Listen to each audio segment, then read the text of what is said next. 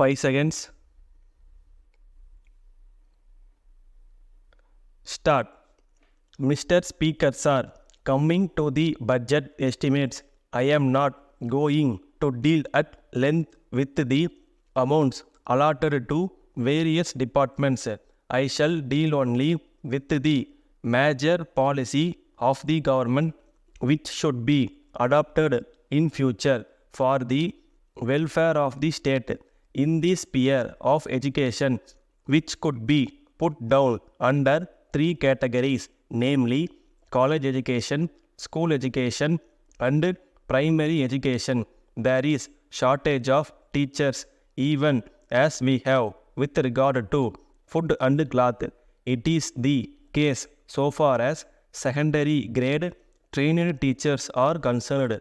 In order that there may not be any shortage of teachers and to get over this situation, I suggest that the minimum salary for teachers should be raised from the present level.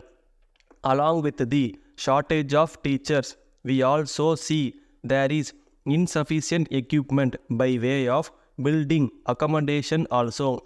A suggestion has been made by some honorable members that the number of pupils to be managed by one teacher should be increased.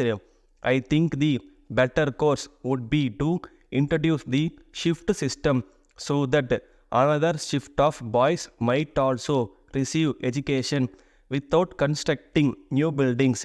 In a school building which can normally accommodate 1000 students, we can have 2000 students without constructing new buildings. I made mention of this to the Honorable Minister for Education also, and I hope he will give his consideration to it. If that is adopted, we need not bother about the construction of new buildings immediately. Of course, for permanent institutions, we can construct buildings according to the convenience of the finance of the governments. It may also be noted that the shift system in the matter of education is being adopted in some Western countries also. I wish to say a word about land revenue and agriculture. The river Kaveri is running through my district Coimbatore, Trichy and some other districts. There you have forest lands. Several departmental officers have recommended that these lands may be converted into wetlands. It is capable of producing fine paddy every season. There will be no need for the grant of any subsidy.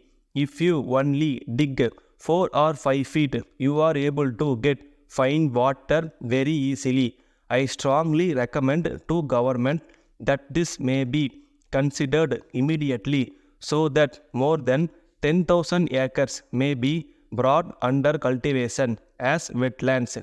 I am sorry to say that the health of the people does not receive as much attention as it ought to. Sir, at present, we find that the medical department seems to be an agent for distribution of foreign medicines.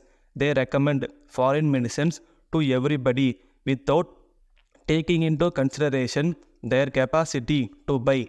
I do not blame them for it. I do not mean to suggest that the Western system of medicine is bad. We can have that system for certain special branches of treatment. For general medical treatment, people can adopt our own Indian systems, which will be more useful and economical than foreign medicines and will be suited to conditions in our state. So far as food is concerned, whatever inducement you may offer by way of bonus to speed up procurement, it does not solve the question of food.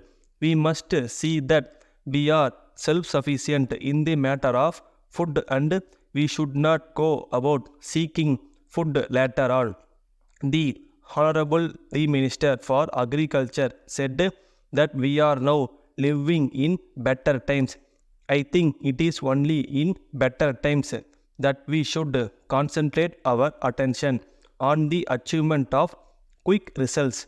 Letter dated 28 May 1981 from the General Secretary, All India Electrical Goods Dealers Association, Madras, to the Honorable Minister for Commerce, Government of India, New Delhi. Sir, we would like to bring the following to the kind attention of the Government of India for sympathetic consideration and favorable action.